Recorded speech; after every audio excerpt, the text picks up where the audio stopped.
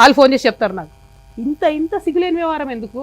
ఒక ఆడబిడ్డగా నేను చాలా ధైర్యంగా ప్రజల మధ్యలో ఉంటాను, నేను వెళ్తున్నా.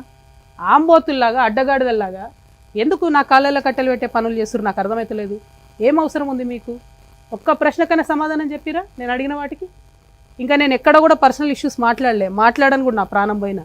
కానీ ఆ బీఆర్ఎస్ పార్టీలో వీళ్ళిద్దరూ జోడెడ్లలాగా నడపాల్సిన వాళ్ళు ఇద్దరు కూడా దున్నపోతుల్లాగా ప్రజల ఇష్యూలు మర్చిపోయి కేవలం అవినీతి ఇష్యూస్ మాట్లాడడం, ఇప్పటికి కూడా అడ్డగోలుగా అవినీతి పరులను కాపాడడం.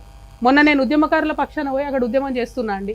ఏం డ్రామా చేసిండ్రు కాంగ్రెస్ బీఆర్ఎస్ కలిసి? అంటే మీకు ఆ పూటకు నన్ను ఆపడానికి, ఉద్యమకారుల వార్తలు రాకుండా ఉండడానికి అయితే కాంగ్రెస్తో జత కడతాడు, అయితే బీజేపీతో జత కడతారు. ఏముంటుంది?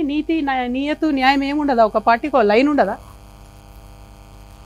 ఏంటది డైరెక్షన్ లెస్గా పోయి అక్కడ డ్రామా? ఆయన గుంటనక్క కింద పడ్డాడట, ఈయన పోయి ఆయనను పరామర్శించిండట.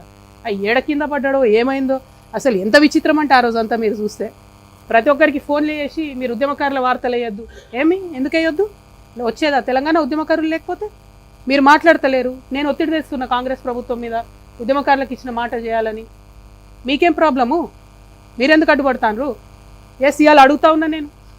1400 కోట్లు ఇవాళ బీఆర్ఎస్ పార్టీ అకౌంట్లు ఉన్నాయి కదా, అవి క్విట్ ప్రోకి కింద వచ్చినాయి కాదా? అవినీతి సొమ్ము కాదా? ఆంధ్ర కాంట్రాక్టర్లు ఇచ్చినాయి కాదా? పంచండి. అవినీతి సొమ్ము అంతా కూడా అమరవీరుల కుటుంబాలకు పంచండి. కుటుంబానికి ₹1 పంచండి. రండి, పంచిన తర్వాత అప్పుడు గ్రౌండ్లకు రండి, నాతో సమానంగా ప్రజల మధ్యలోకి వచ్చి నిలబడండి. ఇలా ఒంటరిగా నేను పోరాటం చేస్తుంటే మీరందరూ డబ్బులు పెట్టుకొని వచ్చినటువంటి అనేకమైనటువంటి అవినీతితోని వచ్చినటువంటి అనేకమైన అంశాలను పెట్టుకొని నన్ను ఇబ్బంది పెడతారేంది?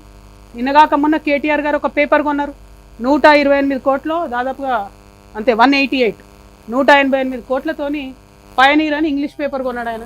అంటే ఇక తెలుగులో ఆడిన అబద్ధాలు జాడదు అన్నట్టు ఇప్పుడు ఇంగ్లీష్లో కూడా అబద్ధాలు ఆడతారు అన్నట్టు. I'm appealing to everybody, Pioneer paper is now been bought by BRS, so please don't trust that paper. Whatever comes in Pioneer is BRS's view.